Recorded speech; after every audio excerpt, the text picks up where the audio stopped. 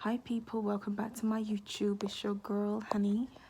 So I thought I'd just make a post or a video talking a little bit about seventh house and what this house relates to.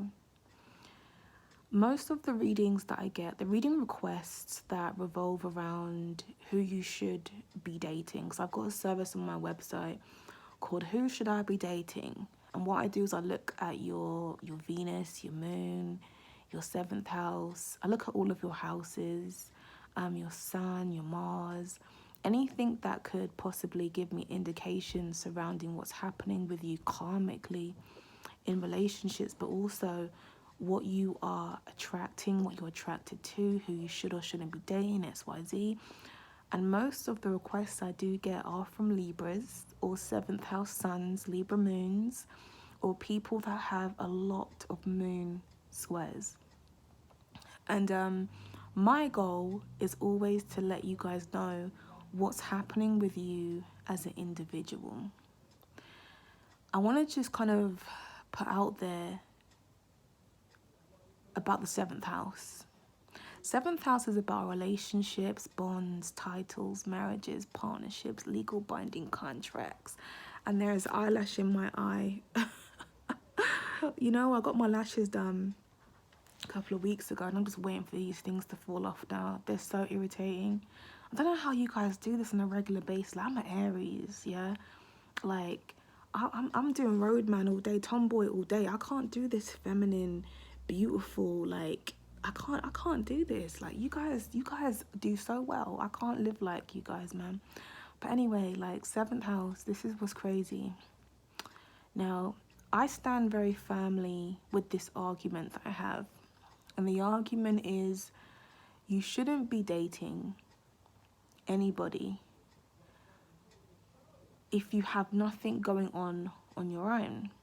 You have no interests, you don't know what fun is, or you haven't got anything that relates to fun. If someone asks you, what do you do for fun? And you don't have anything to say, I'm like, well, you shouldn't be dating. And I stand very strongly by this because I'm from the UK, right? What is dating to UK people? Dating to UK people is the beginning stages. It's the fifth house, okay? Fifth house is the beginning stages, which is you guys are just talking. There's a bit of romance, flirtatiousness. In extreme cases, it's the house of sex. So just having sex before, you dive into a relationship. Then the seventh house is the house of relationships, okay? Now, the issue I have with that statement, or with how I feel about it, is that if someone asks you, what do you do for fun, and you haven't got an answer, how does the conversation flow after that? I remember years ago, people asking me, oh, what do you do for fun? And I didn't really have an answer because I didn't have anything happening in my life apart from work. So I didn't have my own thing. So what happened was when I was dating, my relationships would turn into my life because that's all I had to talk about. That's all I had to do. So I make statements because this is real life. This is what happens to a lot of people in real life. And my warning to a lot of seventh house stelliums, sometimes even Libra moon conjunct Venus, seventh house suns, is that do not let your relationships define you. You see your sun, right? Your sun is your soul's purpose. It's your ego, your expression, your consciousness, it's your confidence, okay? And when you have your sun positioned in your seventh house, this actually weakens the sun because the sun's in detriment in the 12th, the 4th, and the 7th house.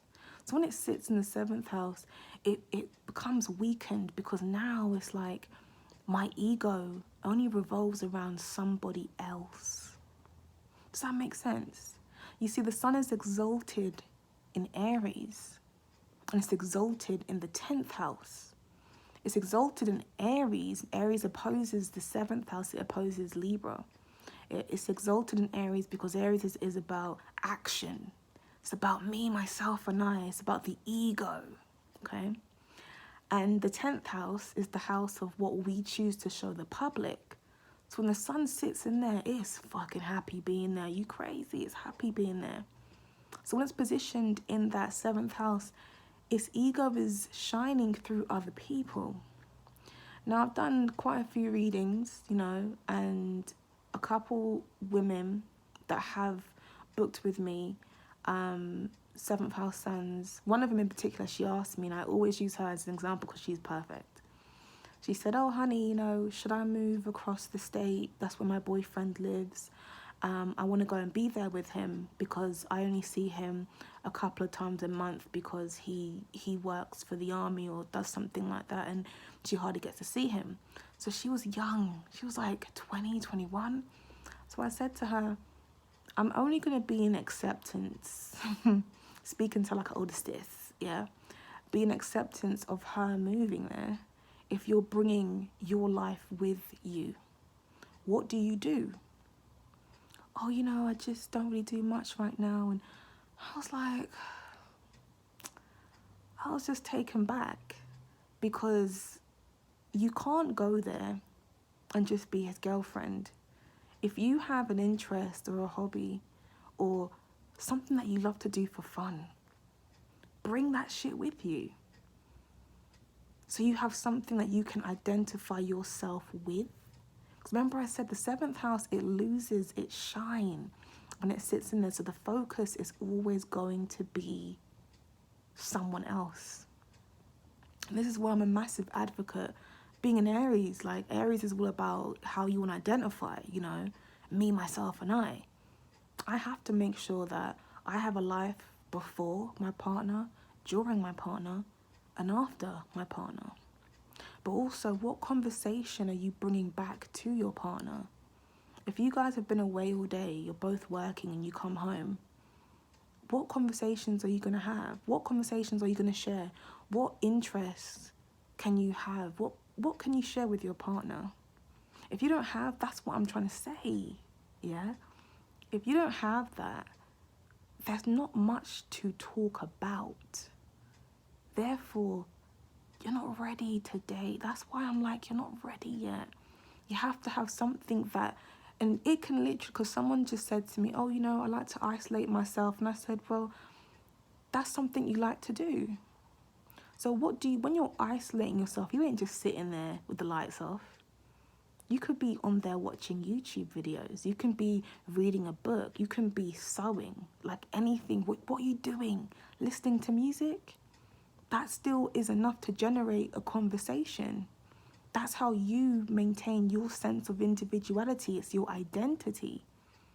And as a 7th house sun, it's so important that you know how to identify yourself as an individual before you dive into these long distance, long term committed relationships. Now, the sun being in there is a very good position for a devoted partner. It's very good.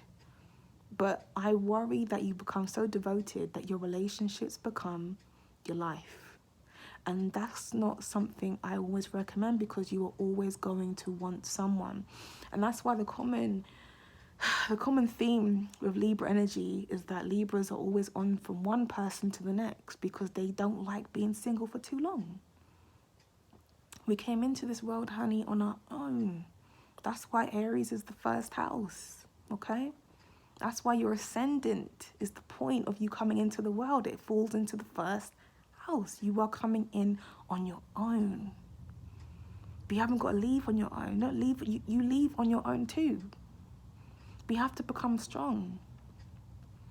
And again, a lot of people are offended by the things that I say, and I find it so strange that something that's so simple is so misunderstood by so many people. Like one of my friends actually, shout out to Jeremy, yeah, he's a 7th house sun, and the issue that he has based on what's happening with his Venus, because I recommend looking at the condition of your Venus as well, is that he likes having someone around but isn't ready for a relationship, and that's okay. because he's still finding his sense of identity. And I think he's got Uranus squaring his Venus. So Uranus is about finding your sense of individuality through your relationships with people. So he's got to figure out who he is through the people that he associates himself with. So it can be having a very long distance relationship or open relationship or getting into polygamous relationships, like things that are very unconventional. That's what it's about. So everyone's very different. Everyone's an individual, right? But look at your Venus and see what your Venus requires, and then look at your moon to see what your moon needs. But I don't recommend, like giving your life to everybody, to not everyone, but giving your life, the whole of you to someone, when you need to have a bit for yourself. Like, this is what's crazy. Just have a bit for yourself. And a partner who can't encourage that would be concerning for me, because that sounds like Pluto squaring Sun. Like if your Pluto squares Sun, if your Pluto is squaring your Sun, your partner would have a problem with you expressing yourself and being your own individual person. Even in synastry, Pluto square Sun, natally, if you have it, you will experience a lot of people that have a problem with you. And if you're someone who doesn't want to be in a relationship right now, that's still okay, because what I do find, especially people who have a lot of Gemini qualities or even Aquarius qualities, is those Friday nights where you're feeling lonely and you want someone around, and then on Saturday they gotta go. Yeah, that's the same sort of thing. There will be certain things that trigger you to want to have somebody around, but you just don't want that long-term commitment. But you guys will figure that out when you book readings, when you just look at your own chart and just work out yourself, But yeah, look out for 7th house suns and don't lose your sense of identity, please. Peace.